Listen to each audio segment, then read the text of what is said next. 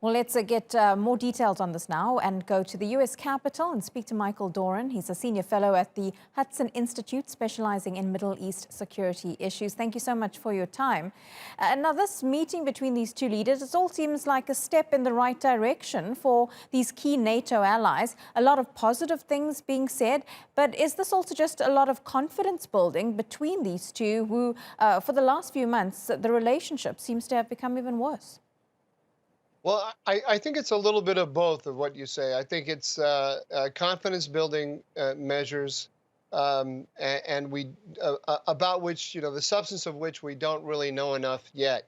But the fact that they have made the effort to talk, that they're keeping the dialogue going, that they spoke much longer than expected, and the atmosphere around it on both sides seems to be rather positive. Those are all very good signs.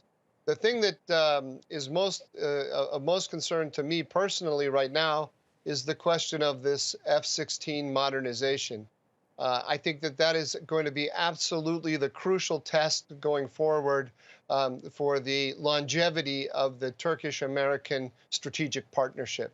If the United States fails to upgrade the F-16s, that will put Turkey in a very difficult situation, and it is going to have to look to other partners in order to match the modernization that the Greek Air Force is going through.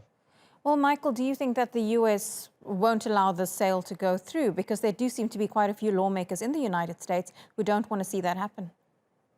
Well, that's exactly the question. There will be strong opposition in Congress to it, and that opposition can only be surmounted by a strong push from the White House.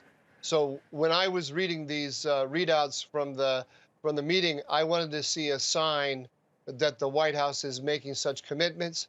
We haven't seen that. I don't think that that's necessarily a reason for despair or for alarm, but that's what we need to be looking for.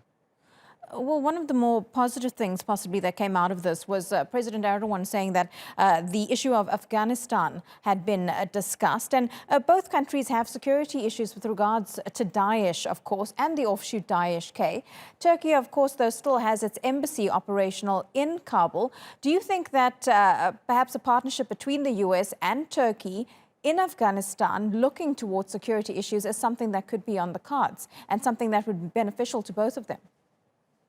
It will absolutely be beneficial to both of them. Historically, the bedrock of the Turkish-American partnership has been the security understandings between the two sides.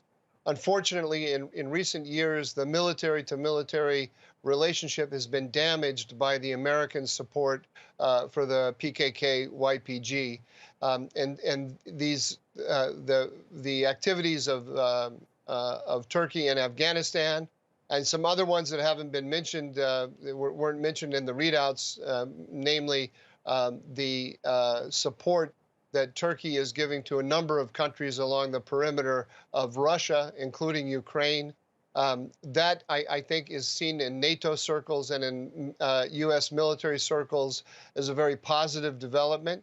But we still have this wedge between us in terms of military to military relations in Syria. Yeah, it will be interesting to see how all of this plays out in the next few months. Michael Doran, really appreciate your analysis. Thank you so much.